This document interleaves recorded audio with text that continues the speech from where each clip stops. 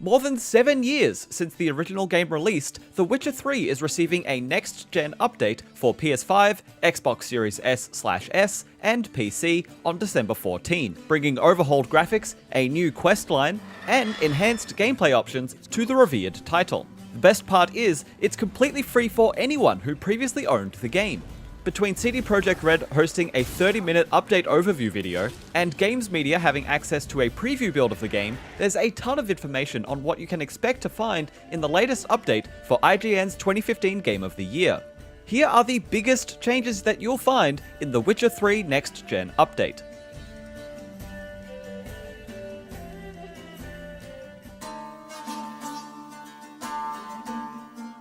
The first thing players are likely to notice as they boot up the new update are the upgraded visuals, so let's go over those changes first. According to CDPR, the majority of art assets for the game have been reworked, which means players can expect to find a higher level of quality in nearly every asset in the game. Grass and foliage has been improved, environment detail and complexity has been increased, character and enemy models have been updated, and there are enhanced textures being used everywhere. Building for better hardware has also allowed the team to increase the game's streaming budget, which basically boils down to the game being able to load more high-quality assets at any given time. CDPR gave the example of being able to see smoke from a village from much further away, or noticing more enhanced geometric detail in city areas like Novigrad. If you are playing on PS5 or Xbox Series X, you can expect to find new performance and quality modes.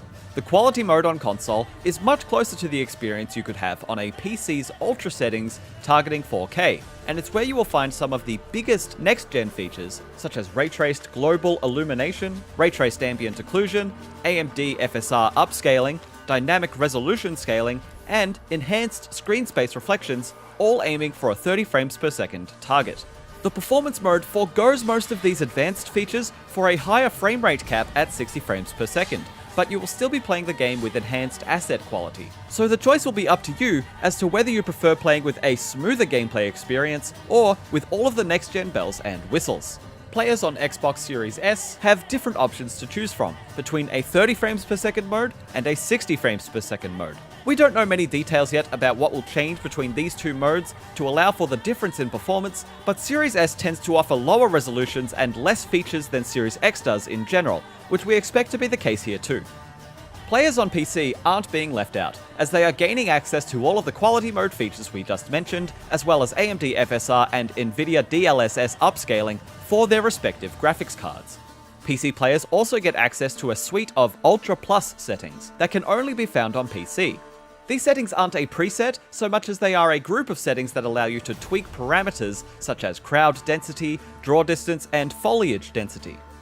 To capture these new graphics in all of their glory, the game now includes a photo mode where you will be able to change the time of day, adjust camera settings, and more. There are a number of bonus features that have been added to the game as options for players to try out. If you want the classic Witcher 3 experience, then that is still available by default, but it's worth checking the options menu to see if you might enjoy any of the new settings. The new sign quick casting mechanic removes the need for the sign radial menu of old. Usually, to use a sign, you would bring up the radial menu, which would slow down time while you make your choice, before exiting the menu and using the sign that you chose. Now, by holding a button first, your standard combat actions are temporarily replaced with sign buttons, allowing you to use any of the 5 signs seamlessly without going into a menu. This is similar to the quick combat settings from Final Fantasy VII Remake, where you can map quick actions to the face buttons and access them in real time by holding down another button first. There are new camera options to choose from in the menus that allow you to bring the camera in much closer to Geralt for a more cinematic over-the-shoulder feel. You can independently set the camera distance for when Geralt is walking, on a horse, or in combat, so you can find the balance for what works for you best. You can now have the minimap and objective description box fade in and out from your heads-up display dynamically to allow for a more immersive exploration experience without removing it from your toolkit entirely. Just press the Witcher Sense button to bring them back if you want to look at them again. Speaking of exploration, a new filter mode has been added to the map screen, which allows you to filter out certain icons like question marks and dock locations. This drastically reduces clutter on the screen, and allows you to treat the map more as a guide and less as a checklist of things to do, which can help to preserve a certain sense of mystery. Players on PS5 have the added bonus of playing the game with new haptic feedback and adaptive trigger implementation of the DualSense controller. You can find this most in combat when you cast different signs, as each one rumbles and resonates differently. And you can also feel Roach galloping through the haptic feedback as well. Come on, Roach.